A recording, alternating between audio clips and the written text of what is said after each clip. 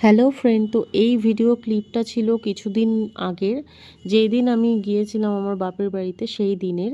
তো আমার বাপের বাড়ি যাওয়ার মেন রিজন ছিল যে আমাদের এক বন্ধুর বিয়ে।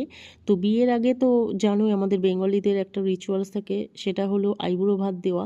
তো ওইটাই দেওয়ার জন্য আমি যাচ্ছিলাম। আর আমার বাপের বাড়িতে দেওয়ার কারণ হলো যে আমার বন্ধু সে আমার ভাইয়েরও বন্ধু। কারণ আমার আর আমার ভাইয়ের তো এজ গ্যাপ তো খুব কম, তো ছোটোবেলা থেকে যেটা আমার বন্ধু ছিল সেটা ওর বন্ধু, আর আমার যে মানে ওর যেটা বন্ধু হতো সেটা আমারও বন্ধু হয়ে যেত। তো যাই হোক, এখানে আমি দুপুরে রান্না করেছিলাম পালং শাক আর তার সাথে ডিম কারি। আর ওর জন্য আমি এখান থেকে যে রান্নাগুলো করে নিয়ে যাচ্ছিলাম সেটা হলো ভেজ ডাল আর তার সাথে দই চিংড়ি। আর ওখানে আমার মা 2-3 রকমের মাছ অলরেডি বানিয়ে রেখেছে, বাট আমারও 2-3টে জিনিস নিয়ে যাওয়ার কথা ছিল, তো আমি এগুলো এখান থেকেই বানিয়ে তাই নিয়ে যাচ্ছিলাম। আর এগুলো সব রেডি ফেডি হয়ে গিয়েছিল, তারপরে আমি রেডি হয়ে গিয়েছিলাম। আর তখনই চলে এসেছিলো লেন্সকার্ট থেকে আমার এই দুটো পাওয়ার গ্লাসেস, যার রিভিউ আমি কিছুদিন আগেই দিয়ে দিয়েছি। তারপর আমি রেডি ফেডি হয়ে বেরিয়ে গিয়েছিলাম, ওখানে আমি পৌঁছে গিয়েছিলাম।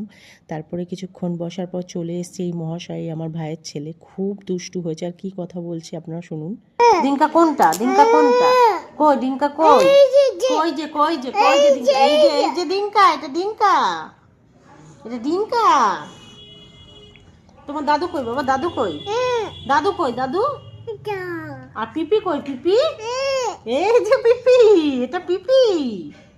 তো ওর সঙ্গে কিছুক্ষণ খেলার পর আমরা চলে এসেছিলাম এখানে একটুখানি খেতে। তো এর মধ্যে ছিল হচ্ছে চিকেন ললিপপ বা স্টিক, যা বলবে, এটা স্টিকই বলে, সরি ললিপপ বলে না। আর তার সাথে কাটলেট। বাট চিকেন এই স্টিকটা একদম ভালো ছিল না খেতে, ভেতরটা একদমই মানে ভাজা ছিল না, খুব গদগদে ছিল। বাট এই চিকেন কাটলেটটা খুব সুন্দর ছিল, খুব স্পাইসি ছিল। তারপর বাড়িতে চলে এসেছিলাম আর ওর জন্য প্রিপারেশন করে সব কিছু সুন্দর করে রেডি করে ওকে খাইয়ে দাইয়েও দিয়েছিলাম। আমরাও খেয়ে দিয়ে ঘুমিয়ে পড়েছিলাম, আর সেই দিন কোনো ক্লিপ নেওয়া হয়নি। এরপর আমরা দ্বিতীয় দিন খাওয়া দাওয়া করে আমি চলে আসবো বাড়িতে।